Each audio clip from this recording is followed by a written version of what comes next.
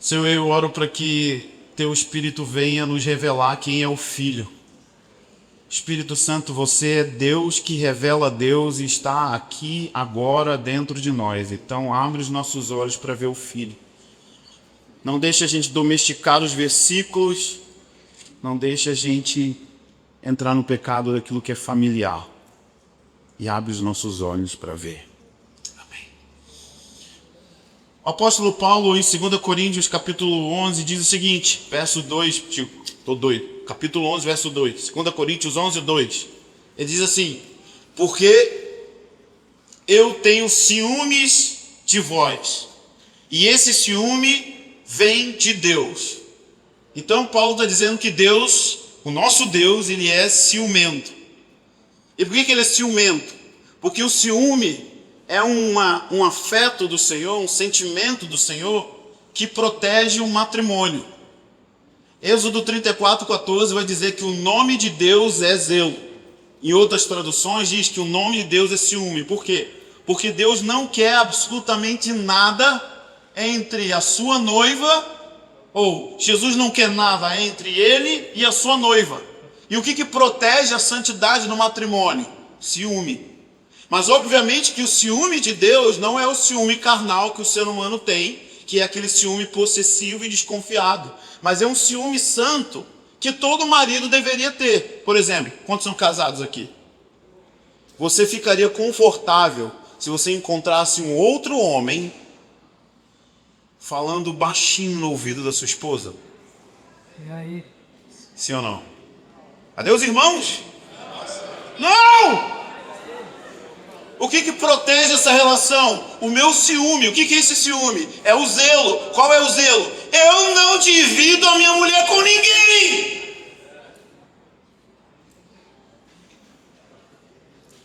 Eu não divido ela com ninguém. Eu não quero que ninguém nem olhe para ela. Só eu olho. Só eu posso palmear. Aqui não tem essa expressão palmear, né? Só palmeando. Só o mata-mata palmear. Aqui não tem, né? Vocês são muito juvenil, gente. Muito várzea. E Paulo está falando assim, eu sou tomado pelo ciúme de Deus. Ou seja, a missão apostólica do apóstolo Paulo é que ele queria apresentar, olha o que diz assim, porque eu vos prometi em casamento a um único marido. Então o trabalho apostólico de Paulo é que ele queria que a igreja tivesse um único marido. O que significa? Que Jesus não quer dividir seu coração com absolutamente nada. Nem com o ministério, nem com a fama, nem com o sucesso, nem com a sua família, nem com o dinheiro.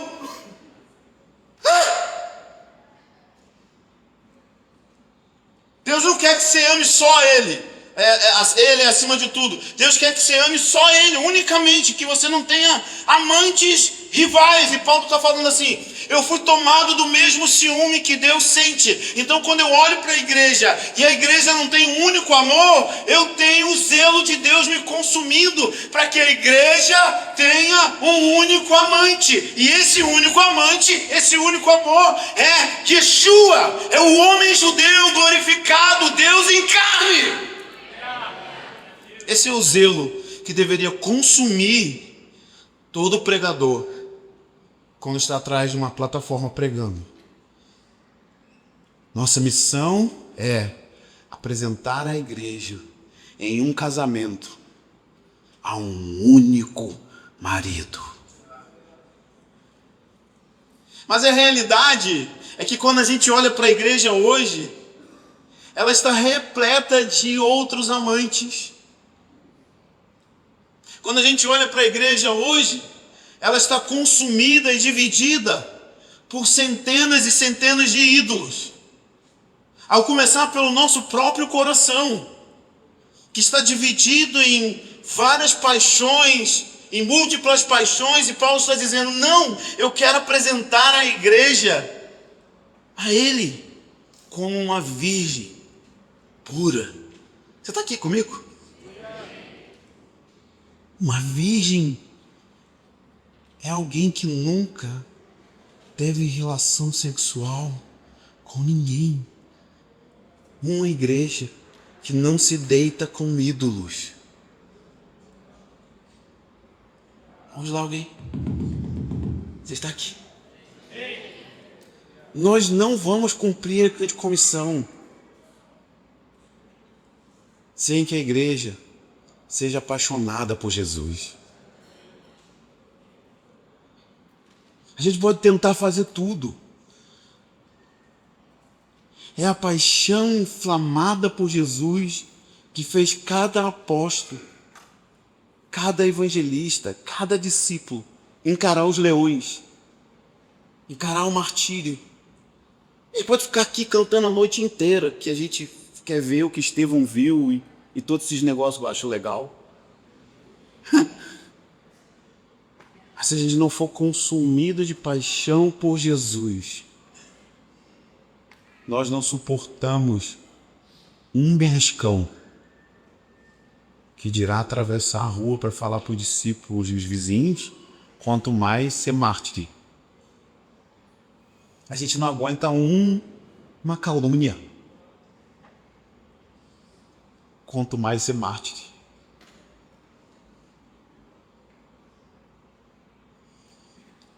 E aí Paulo continua no versículo 3, ele diz assim: porque eu temo, o meu medo, Paulo está dizendo, o meu medo é que, assim como a serpente enganou Eva com a sua astúcia, vossa mente também tenha sido seduzida e se afastou da simples devoção a Cristo.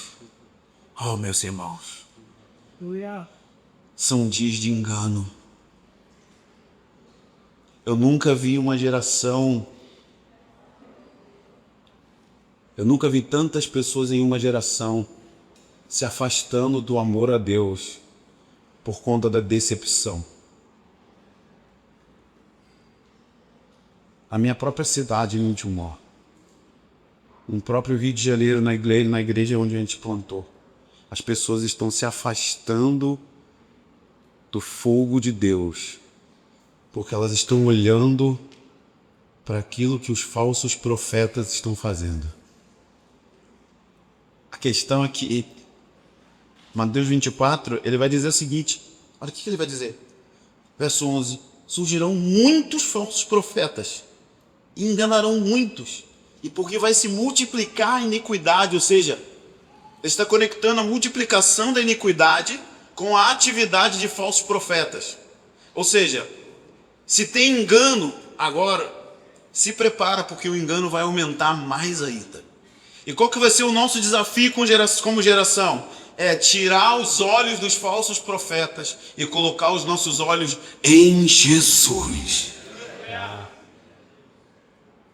Porque eles vão vir, eles vão aumentar, eles vão vir com engano. Está falando, Paulo está dizendo, eu temo que a serpente que enganou Eva esteja também enganando essa geração, e essa geração está sendo roubada da simples devoção a Cristo Jesus. Nós não podemos ser uma geração que fala da grande comissão, mas que não consegue desenvolver uma simples devoção. O que é uma simples devoção? É você no seu quarto, com o seu celular desligado, com a sua Bíblia aberta. Nós somos parte de uma geração que não ora no lugar secreto. É esquisito isso. Tem uma pesquisa que foi feita com pastores em tempo integral. Eles conseguem gastar no máximo 10 minutos orando. Eu estou falando de pastores que estão trabalhando em tempo integral. E eles não conseguem calar a alma deles no quarto.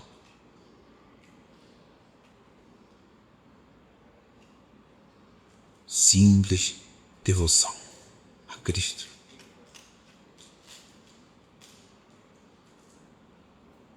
Tem engano. O engano está vindo e o engano vai aumentar.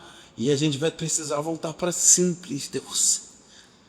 A gente vai ter que exercitar para onde a gente olha, o que a gente contempla. E aí, para piorar, Jesus fala assim, porque também não vai ser só falsos profetas, vão vir falsos cristos. Interessantíssimo. Ele não fala falso Jesus, ele fala falsos cristos. Por quê? Porque Cristo é o título que Jesus tem de um rei político. E agora a gente está aí entrando num negócio chamado eleição. E por favor, gente, a gente precisa parar de seguir falsos cristos. Falsas esperanças. Vai aumentar homens e mulheres que vão se levantar na nação e fora da nação com uma ideia mirabolante de nos salvar. De nos salvar economicamente, de nos salvar da crise moral, de nos salvar das guerras. Eles vão oferecer falsas esperanças. E Paulo está dizendo assim, eu estou com medo de que vocês tenham deixado o lugar da simples devoção a Cristo. Uma outra coisa que vai nos roubar da paixão por Jesus está lá em Lucas. Venha comigo em Lucas 21, 34. O médico Lucas diz o seguinte. Aleluia! Você está aí? Sim. Fica triste, não. Lucas 21, 34 diz o seguinte. Cuidai de vós mesmos. Então é um alerta. Nós vamos ter que cuidar de nós mesmos. Por quê? Para que não aconteça que o seu coração se encha de devassidão, embriaguez e as preocupações, diga comigo, preocupações da vida. Elas vão nos embriagar. O que é preocupações da vida? Vida. Ganhar dinheiro, trabalhar, ter filhos, fazer faculdade, tudo coisa lícita. Mas a gente corre o risco de ficar tão embriagado com as preocupações normais da vida que a gente não vai perceber aquilo que está acontecendo ao nosso redor. Gente, o mundo está capotando. Mateus vai dizer de outra forma, ele vai dizer que as pessoas vão estar comendo, bebendo, casando e dando-se em casamento, mas está vindo o dilúvio. E eles não estão percebendo que está vindo o dilúvio. Engano, tonteira, embriaguez espiritual, pessoas lentas, letárgicas, que perderam o seu olhar, que perderam o afago, que perderam o coração em chamas para Jesus, que pararam de olhar fixamente para Ele. Vai piorar, vai vir mais engano, vai vir mais dor, vai vir mais caos sobre a terra, mas ao mesmo tempo que vai vir engano, a maior revelação de Jesus vai ser liberada sobre a igreja antes do retorno dele. Paulo diz que a igreja vai ser gloriosa, que a igreja vai ser irrepreensível. Você consegue olhar para a igreja brasileira e pensar que um dia a igreja brasileira não vai merecer repreensão? É isso que Paulo está dizendo. Nós vamos ter uma igreja que vai viver o primeiro mandamento em primeiro lugar, antes do retorno de Jesus. E é a igreja que vive o primeiro mandamento em primeiro lugar, que vai ser empoderada para cumprir a grande comissão. Porque a gente vai estar exalando Jesus. A questão é o seguinte. É aqui que mora o molho. Quem é que já se apaixonou por alguém? 2, 3. O resto é todo preguiçoso, levanta o braço para nada, pergunta. A gastura. Sem alma. Hoje sem alma. Claro.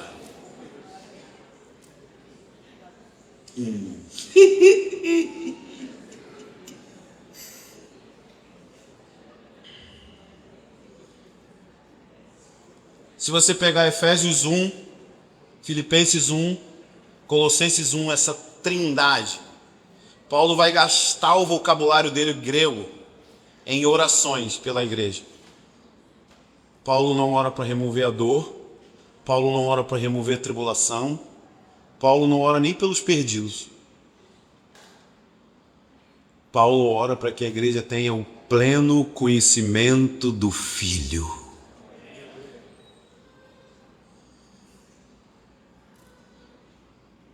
Olhos do coração aberto.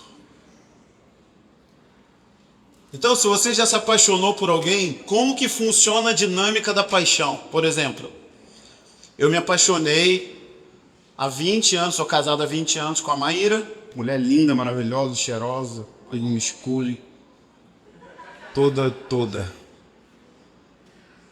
Ai, meu Deus. Até arrepiei aqui. Como que eu me apaixonei por ela? Um dia ela passou e eu vi. Eu só vi. Entrou um negócio dentro de mim assim. Falei, gente,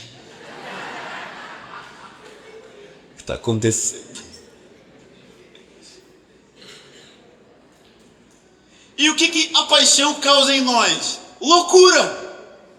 Quem se apaixona fica louco, começa a fazer coisas insanas, ridículas.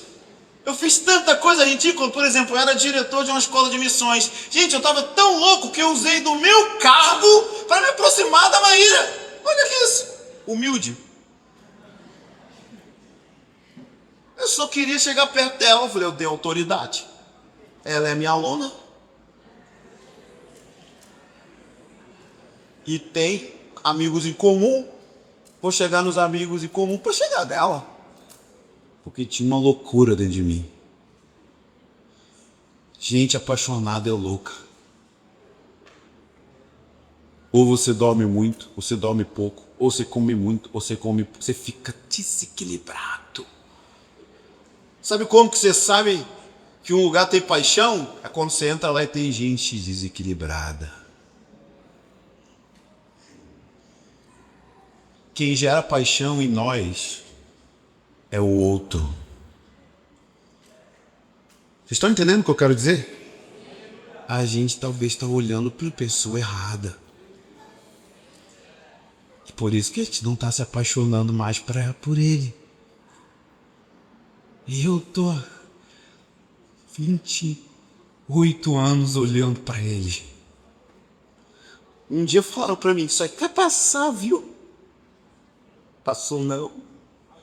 Vieram dores, pressão, depressão. Eu tenho depressão por anos. Traição, pessoas me traíram a rodo. Pessoas da minha mesa, jovens que eu cuidei, que eu discipulei, foram embora falando mal de mim. Traíram, comeram da minha mesa, comeram da minha geladeira. As pessoas me perguntavam, como que você consegue voltar e continuar discipulando gente, sabendo que elas possuem o potencial de te trair? Eu sou apaixonado por Jesus. E Jesus é apaixonado por gente. E Jesus é apaixonado pela igreja. Então eu não consigo deixar de amar o que Ele ama. É isso que me fez permanecer por todo esse tempo. Então quem gera paixão em nós é o outro. Então eu fui tomado de tanta paixão que eu não sabia praticamente nada da Bíblia. Mas eu queria contar para as pessoas quem é o meu amigo. Fogo no meu peito queimando. Sem teologia, sem conhecimentos, quase nada. Eu pegava uma malinha, enchia com folhetos, entrava dentro dos ônibus do Rio de Janeiro, o ministro de louvor bom, que ia comigo, Zeca Pagodinho, ele ministrava aquele louvor, deixa a vida me levar, vida leva eu, deixa a vida me levar, vida leva eu.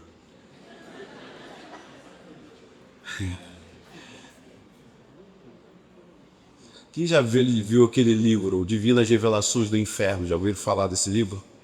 Não? Só tem uma crente ali, ó. O livro fala que tem uns tubos, né? Lembra disso? Um dos tubos sai no Rio de Janeiro. De tão calor que é. Mas tem um que sai em São Gonçalo, que é pior ainda. Eu pregava nos ônibus de São Gonçalo, onde tinha ar.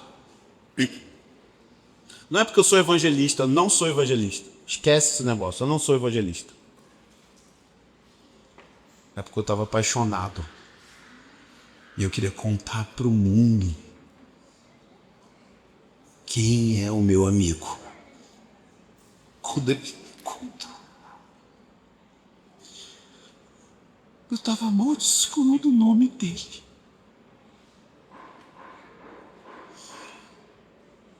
E agora eu preciso contar para o mundo aquele que me amou enquanto eu estava amaldiçoando o nome dele.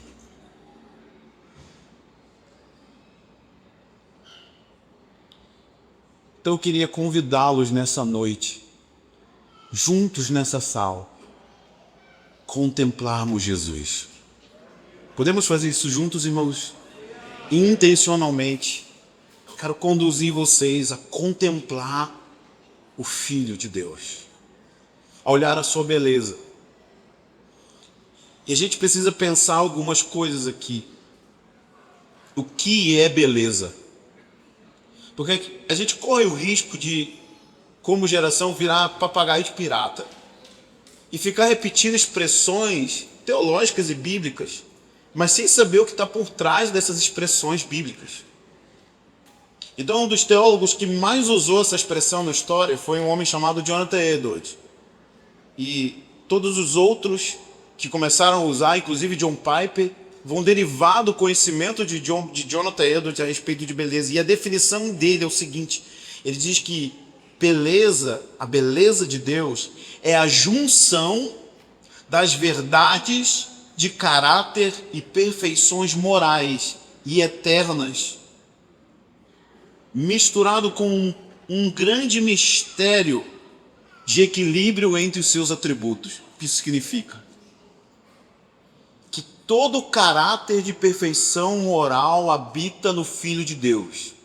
E que todos os atributos de Deus podem ser melhor compreendidos na medida que a gente olha para Jesus, porque Ele é a expressão exata de quem Deus era.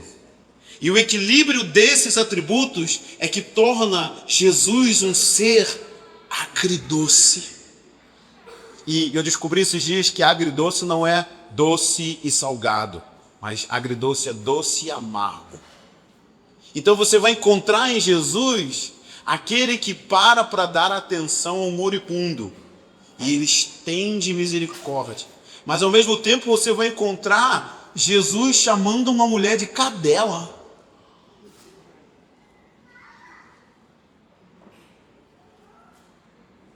Você está aqui? Você vai encontrar Jesus indo até o mais quebrado de coração, e ao mesmo tempo você vai encontrar Jesus falando: negue-se a si mesmo.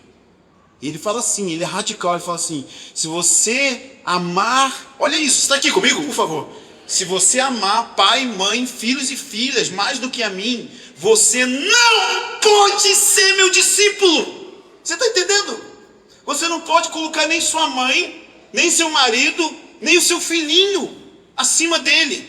E ele está dizendo assim: você fica desqualificado para ser meu discípulo se você amar qualquer uma dessas pessoas que costumamos amar, que é naturalmente algo que a gente ama, nosso filhinho, nosso bebê, nossa esposa. Ele está falando assim: você fica desqualificado para me seguir como discípulo. Meu Deus, quem é ele? Então é um conjunto de coisas agridoce. É doce, mas ao mesmo tempo é amargo. Isso torna ele belo.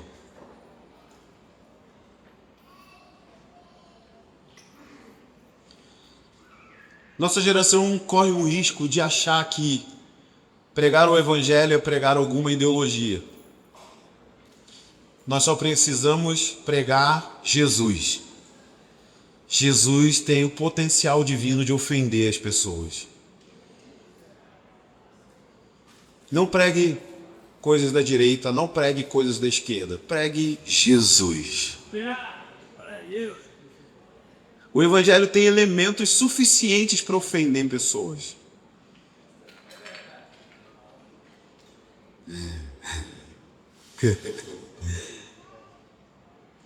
Então vamos contemplar ele. Amém? Primeiro, em Cristo Jesus, o nosso Deus, em Jesus, encontra-se grandiosidade infinita e complacência infinita. A gente vai ver esse de duas coisas agridoce.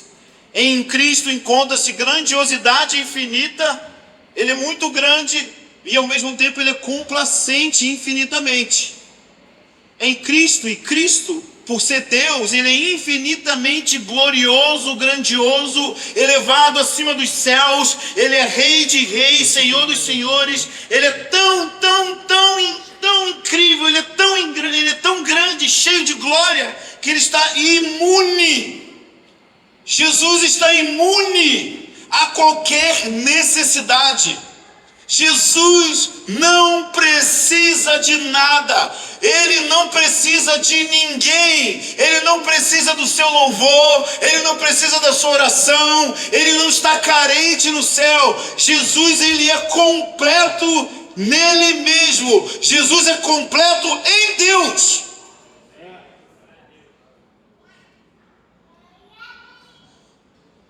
Ele é grande.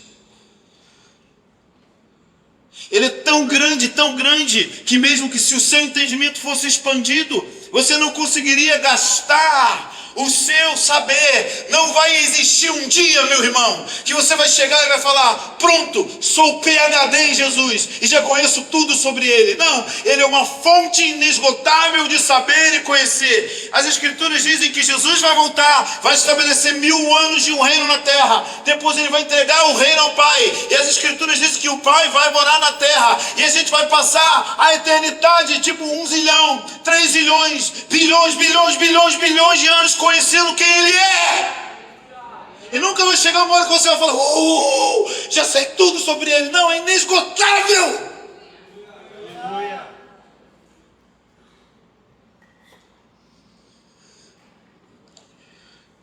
É grande ao ponto de que,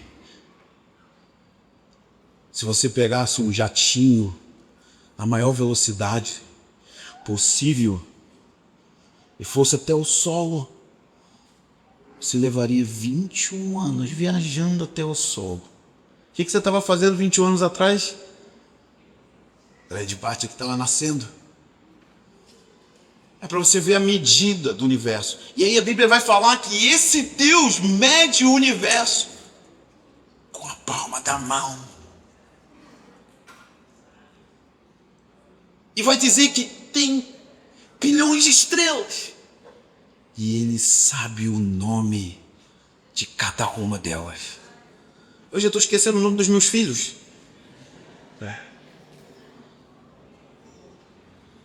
Ele ficou ofendido. Meu filho está aqui. Benjamin, vem cá, filho. Te apresentar para os amados aqui. Esse é o Benny, ele é legal pra caramba. Pregador, ora pelos enfermos. Se quiser oração, no final procura ele, que eu vou estar cansado. Ao mesmo tempo, ninguém é tão fraco ou inferior que a sua misericórdia e paciência não possa alcançar.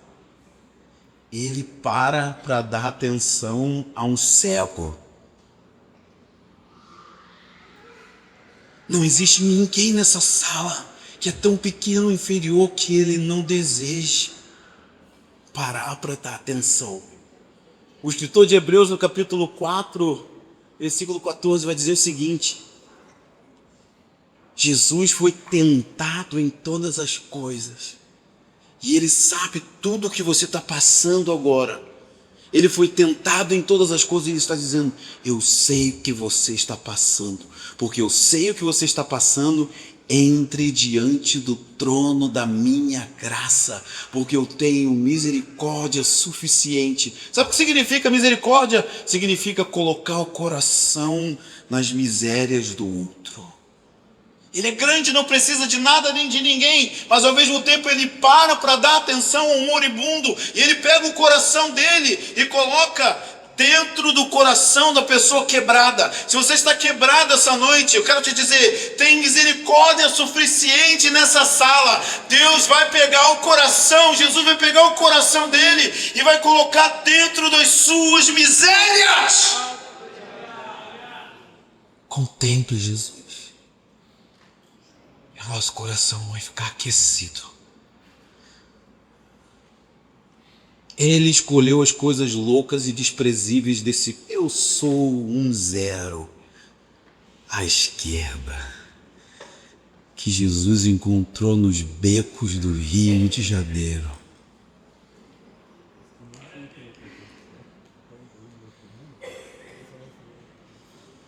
Eu não tinha nenhuma qualificação para ser o pai que eu sou, para ser o nada que eu sou.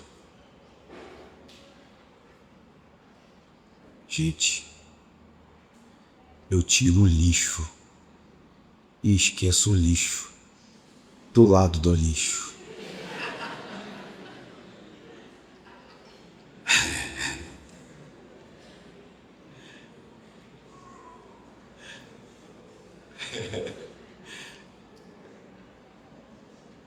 Eu às vezes vou no escritório e no meio do caminho eu esqueço o que eu estava fazendo lá.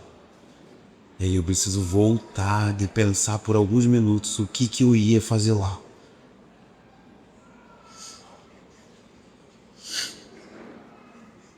Ele colocou o coração dele nas minhas misérias.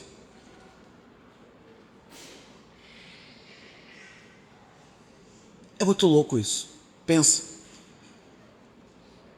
Jesus, Deus Pai, tinha um plano para resolver o problema do pecado. Se eu fosse Deus, graças a Deus não sou, e eu quisesse resolver o problema do pecado, eu ia criar um botão. Sou Deus, eu que mando. Tipo assim, ter esse título, Deus. Caraca, mano. Muito bom ser Deus. Tipo assim, eu que crio a parada, então eu vou criar um jeito, vou apertar um botão e vou... Pum! Caraca, muito fácil, maneirão. Não. Ele me vem com uma ideia de nascer na barriga de um adolescente. Você já parou para pensar?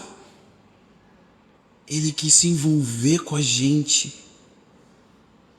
Deus foi amamentado, mano. Por favor, se isso não explode a sua cabeça, você está desviado. Deus foi amamentado por uma adolescente judia do primeiro século e nasceu dentro de um monte de bosta de boi. Gente, se ir no negócio de boi hoje, Montemor tem uma característica, tem cheiro de granja. Todas as vezes que dá 6 da tarde vem aquele cheiro de merda de galinha. E aí eu falo, mano, o que tá acontecendo com essa cidade? Aí alguém chega na minha casa sempre nessa hora. E aí o pessoal fala assim, cheiro de Montemor. Eu falei, gente...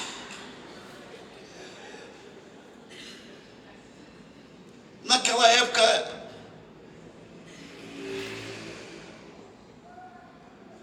Não tinha Greenpeace. Não tinha proteção aos animais. Não tinha vegano. Os bichos eram maltratados, tudo fedido, tudo ferido, tudo cagando, todo lugar, cheio de bosta. E Deus nasceu no meio da merda. Você está aqui comigo, por favor? É que a gente vai e fica vendo um presépio, aquele tipo menino Jesus parado assim, estático.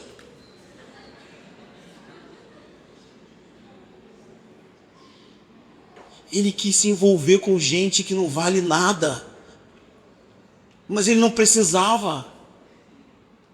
Porque ele é grande. Porque ele é Deus. E a gente tinha que estar com a nossa boca cheia de aleluia. É uma humilhação, tipo... Imagina o criador da caneta virar caneta.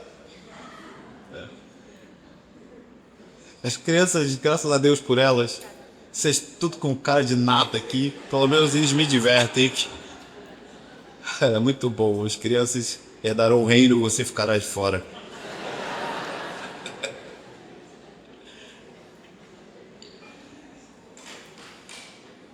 Olha aí, o iPhone foi pro espaço aqui.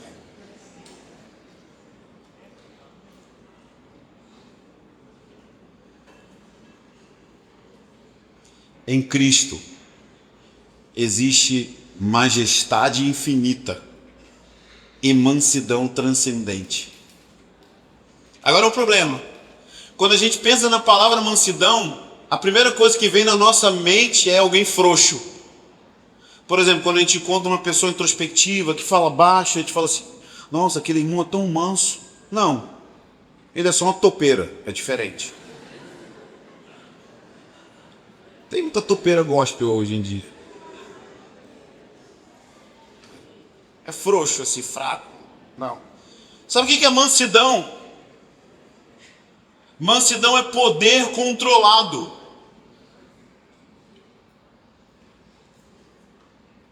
Lembra? Quando os discípulos chegam em Samaria, ninguém converte, e aí eles dão uma bela ideia para Jesus. Falam assim, ninguém converteu. Mas tá todo mundo! Versão atualizadíssima.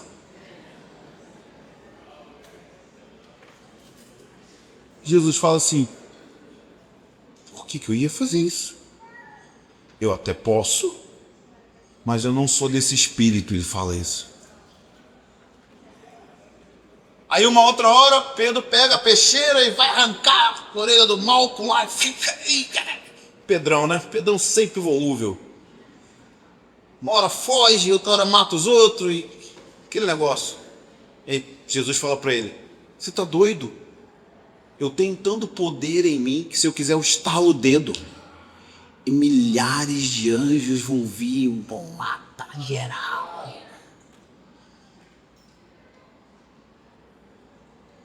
Você já viu um cavalo, mano? Bicho forte é um cavalo. Quem anda de cavalo, aí que anda, né? Manja da parada. Eu tenho maior medo, mano. Porque eu acho um bicho imponente, eu acho um bicho muito poderoso. Mas como que é quando ele é manso? Ele tem força sob controle. Isso é mansidão.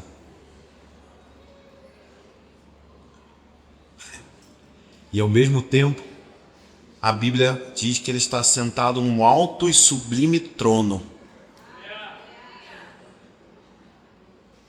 E ele não se descontrola. Porque se ele fosse descontrolado, ele mataria a humanidade assim. Ele é o soberano Senhor da história, que tem poder infinito, mas ele não descarrega a sua fúria por qualquer motivo. Você está comigo aqui? Esse é Jesus.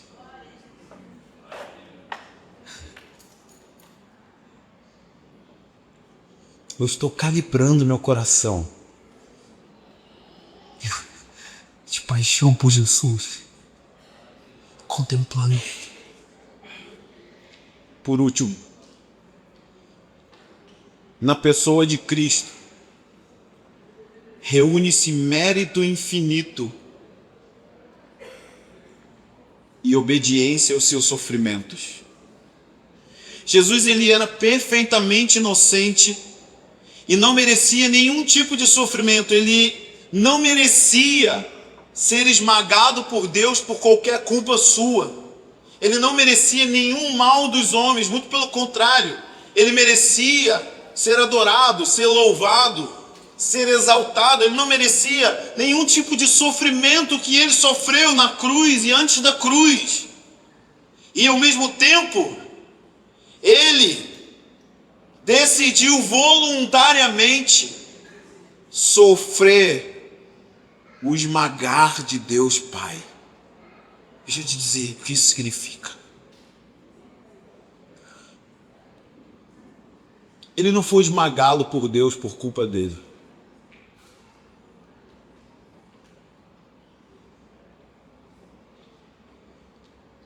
Imagina comigo.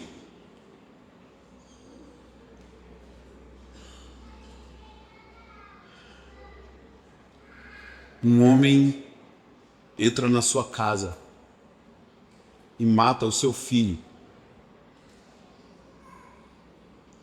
E você chega em casa, e aí o assassino do seu filho está lá dentro da sua casa, com a mão cheia de sangue. O que esse homem merece? Morte? Ele merece justiça, porque ele quebrou a lei dos homens e ele quebrou a lei de Deus. Qual que é o problema? Todos nós aqui, nessa sala, merecíamos sofrer a punição de Deus. Porque quando você saiu da barriga da sua mãe, respirou, nasceu alguém miseravelmente pecador e que carece da glória de Deus. Pecado não é apenas as coisas que você comete, mas é quem você é. Então, por exemplo, uma criança, ela nasce, é um Adãozinho. O que ela precisa para pecar? Começar a ter força física. Então, eu crio os meus filhos desde os 6 meses, disciplinando os meus filhos, porque eu não sou otário. E eu quero ter paz. Porque quanto mais velho, menos precisa disciplinar. Então, com 6 meses, o endemoniado se manifestava. Possuído de pecado. Nossa, tão inocente. Na nossa sala tinha uma estante cheia de bonequinho. E aí que você vai ver se ele está puro ou não. E o que criança faz quando ele vê estante com objetos? Ele pega. E quando ele pega, ele faz outra coisa, ele quebra. E eu nunca tirei nada da sala. Essa é a regra da minha família. Nunca vamos tirar nada da sala. Ele se adapta a viver aqui. Então, quando o Benjamin ia engateando... Lembra, filho? Você não lembra, você tinha 6 meses. Eu falava, Adãozinho. Ele ia pôr a mão, eu abaixava, pegava na mão dele, apertava para ele sentir a pressão. Não pode. Ele tremia. Ele voltava. E aí depois ele voltava de novo para pegar. E aí, como ele é safado, gente. Ele olha para trás para ver se eu estou olhando. 6 meses. Eu tenho que ir lá, aumentar um calor. Agora é uma chulipa. Chulipinha. Ele percebeu que pôr a mão ali queima. Ele foge. Nunca mais voltou. Gente, eu vou te falar, só uma vez o Benjamin gadarenou. Só uma vez. Sabe gadarenar, criança de shopping que fica ali. Se joga, tal para um lado e corre. Uma vez. Miserável, pecador. E aí vai na casa do primo, quebra o brinquedo e deixa engatilhado pro outro tomar a culpa. Aí vários aqui riam. Quem nunca, né? Quebrou o braço daquele boneco, deixou ali penduradinho. Para a próxima criança que pô a mão, ih, quebrei! Não, tu. Quebrou, hein? Ele que quebrou, hein? O nível de gadarenice e endemoniamento é profundo nas crianças. Criança covarde.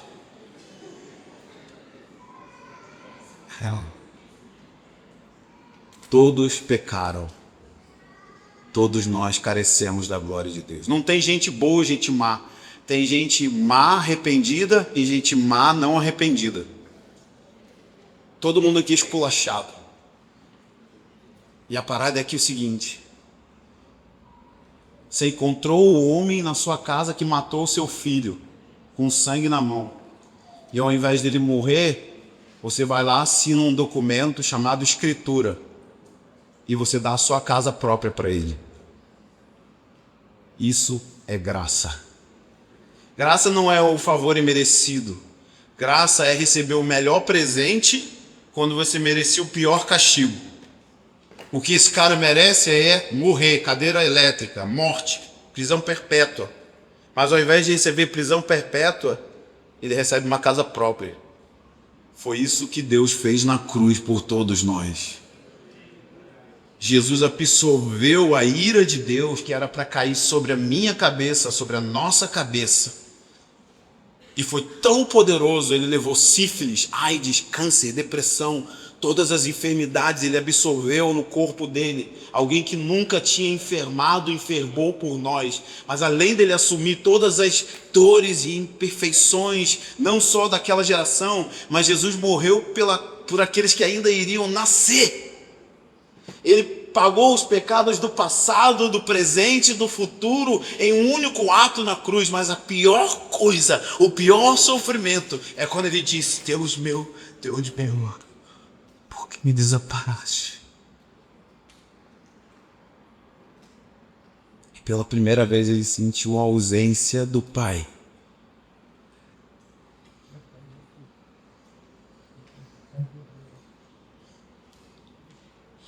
Contemple ele. Contemplem o Cordeiro que foi esmagado pelos nossos pecados. E todas as vezes que eu olho o Cordeiro que tira o pecado do mundo, eu quero seguir o Cordeiro por onde quer que ele for. Se o Cordeiro for às favelas, eu irei. Se o Cordeiro for à ilha do Marajó, eu quero ir atrás dele. Se o Cordeiro for às mansões, eu seguirei. Se o Cordeiro for às universidades, eu irei. Se o Cordeiro for nos becos e nas vielas das favelas do Rio de Janeiro, eu quero correr atrás do Cordeiro. Eu quero ir atrás dele porque eu estou contemplando aquele que me amou primeiro e foi esmagado por Deus Pai. No meu lugar, eu estou contemplando aquele que deu sua vida por mim. Isso me apaixona. Foi essa mensagem que colocou o mundo de cabeça para baixo. Deixa eu te dizer uma coisa. Sabe por que a gente não tem a igreja de Atos? Porque a gente não tem a mesma mensagem que a igreja de Atos ouviu. Os nossos púlpitos estão cheios de qualquer coisa, menos Jesus. Você está aqui comigo? A mensagem que a igreja de Atos ouviu gerou a igreja de Atos. Por isso que Paulo diz: eu não tenho nada a saber entre vós, a não ser Cristo e este crucificado. Me preocupa o movimento evangelístico no Brasil ser desassociado de um conhecimento profundo de quem Jesus é. Não faz sentido irmos para as ruas, para as praças, para as escolas, sem fixar os nossos olhos nele, sem sermos consumidos de uma paixão inflexível. Estou falando o seguinte, meu amigo, eu estou falando de uma paixão que a segunda-feira não derruba. Eu estou falando de uma paixão. Quantas donas de casa temos aqui? Levante as mãos, mulheres de Deus que são donas de casa, mães. Quantas mães temos aqui? Estou falando de uma paixão que a pilha de louça suja não derruba. Eu estou falando de uma paixão que trocar fraldas não derruba. Eu estou falando de uma paixão que o emprego chato que você tem não derruba.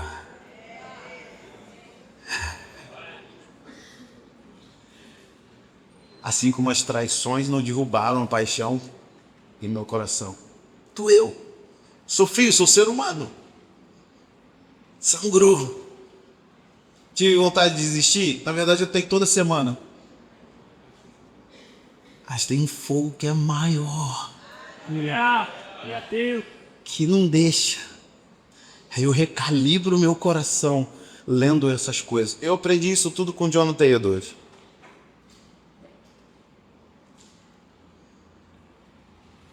Então eu começo a contemplar Jesus. Quero te dar um exercício para a gente orar. Apocalipse 1, abra em Apocalipse 1, por favor. E a gente vai orar. Vamos adorar o Senhor. Quando eu estou percebendo que preciso calibrar meu coração, eu contemplo Jesus em Apocalipse 1.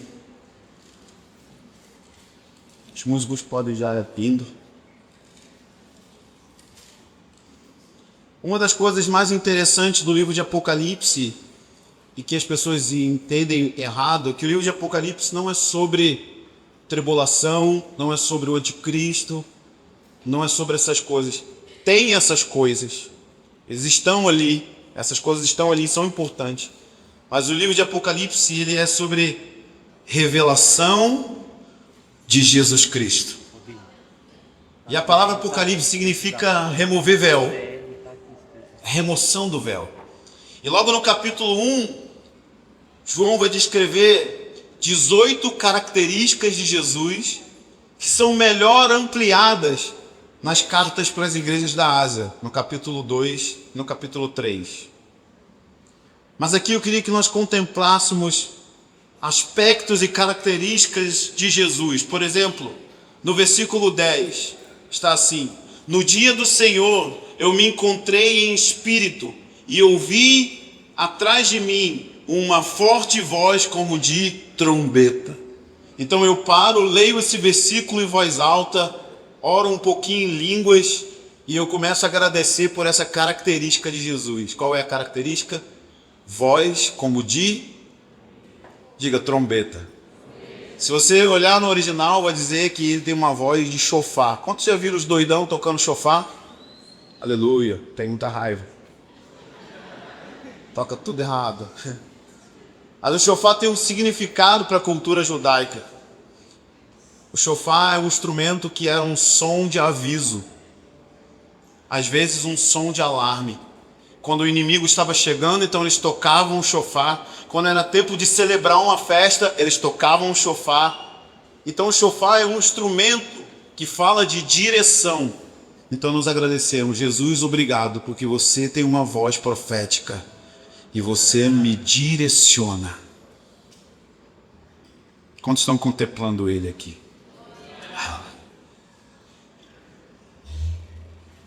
No versículo 11 diz, no versículo 12 diz: virei-me para ver quem falava comigo, e ao voltar-me vi 7 candelabros de ouro, que são as 7 igrejas da Ásia, e no meio do candelabro havia alguém semelhante a um ser humano, vestido com uma túnica longa e uma faixa de ouro na altura do peito. Aqui, Jesus está com uma roupa de sumo sacerdote. E se você conhece o sumo sacerdote, ele andava no santo lugar, ele ia no candelabro. Quem sabe o que é o candelabro? Ele ia lá no candelabro, ele cortava o pavio que estava acabando, colocava mais óleo e reacendia o fogo. Obrigado, Jesus, porque você anda no meio da sua igreja e você está reacendendo o fogo da igreja. Você é o sumo sacerdote da nossa confissão. Contemple Jesus essa noite. Ele tem a voz que direciona, mas ele é o sumo sacerdote que vai manter a igreja brilhando até o fim. Verso 14 diz: sua cabeça e seus cabelos eram branquíssimos como a lã, tão brancos como a neve. Os cabelos brancos falam que ele é o ancião de dias. Nós agradecemos, obrigado porque você é cheio de sabedoria.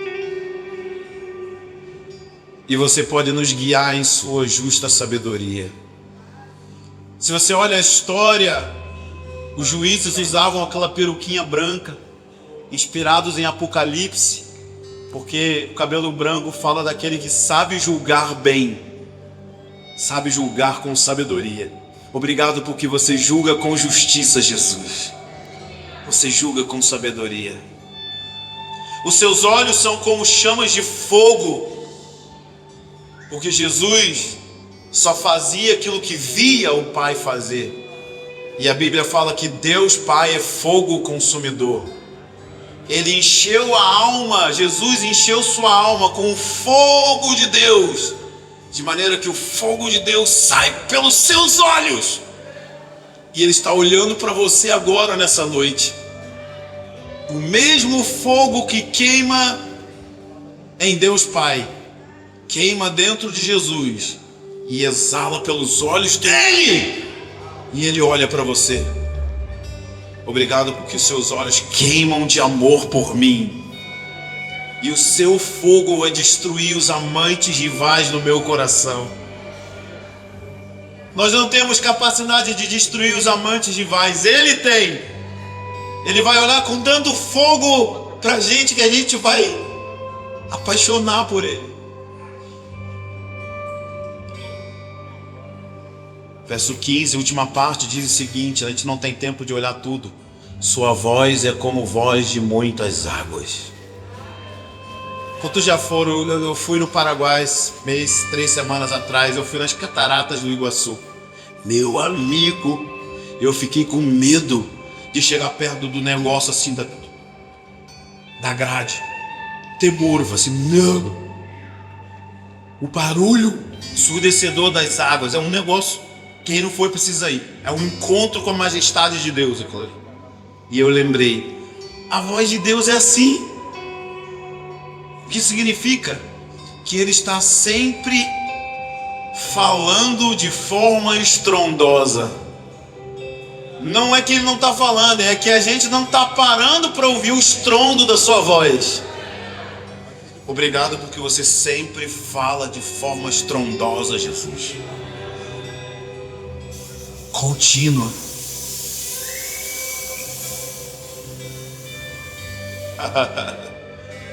O seu rosto brilha como o sol, mais do que o sol ao meio-dia. Você já tentou olhar para o sol meio-dia, de óculos escuros? O rosto dele brilha mais que o sol, o seu fulgor.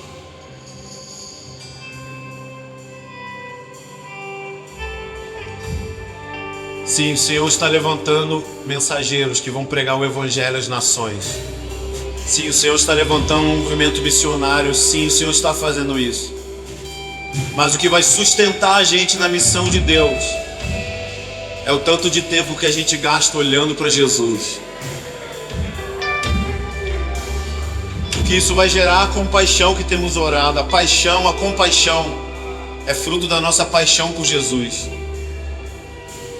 E talvez a gente vai estar no campo missionário por 10 anos e a gente vai ver 3 conversões. A gente gasta mais 10 anos naquela cidade, sabe por quê? Porque a gente não está ali por resultado. A gente está ali porque a gente está olhando para Jesus.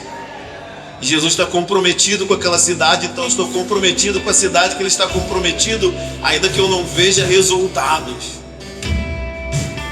Eu vou 10.000 vezes no mesmo lugar, qual é o nome do rolê lá? Eu vou com vocês lá. Papo reto, eu vou no papo reto, mano. Eu quero ir. Você, cadê o cara? O papo reto dele. Foi embora. Ô papo reto, eu vou com você lá, mano. Mas o que vai fazer a gente permanecer lá é o quanto a gente olha para Jesus. É um trabalho pro impossível. Nós precisamos de uma geração que vai ficar olhando para Jesus. Vão vir falsos mestres, vão se levantar. Sabe o que é um falso mestre, um falso profeta? É alguém que é levantado no nosso meio. É gente que tem dons do Espírito Santo, é gente que flui no poder de Deus, é gente que é assertiva em profecia, só que ele usa esses dons para ter sexo, dinheiro e poder. Mas eles estão no meio da igreja e é isso que ofende a gente. E alguns desses têm dons, mas nem são salvos. Como assim? A Bíblia fala isso. Que eles vão dizer, Senhor, fiz isso, fiz isso, fiz isso. E o Senhor vai falar, nem conheço vocês. Então, a chave para a gente não ficar ofendido com o aumento de falsos líderes é o tanto que a gente gasta tempo olhando para Jesus, o autor e consumador da nossa fé. Gente, isso vai nos salvar da ofensa.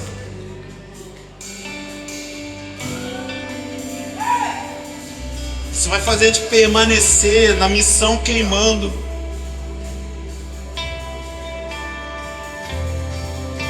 Eu queria convidar a minha geração para pedir ao Espírito Santo, me faz queimar por Jesus. Além do arrepio, além da música, além da conferência.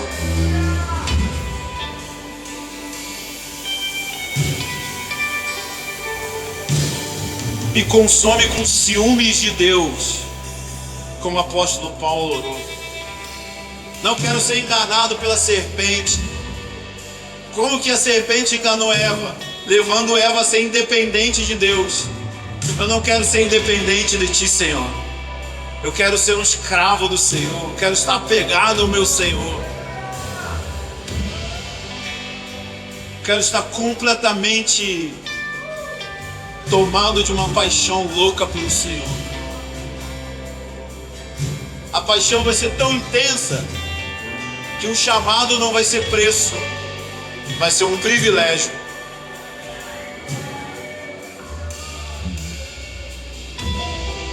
Se você quer recalibrar a sua paixão por Jesus, vamos orar. Saia do seu lugar. Vamos orar juntos.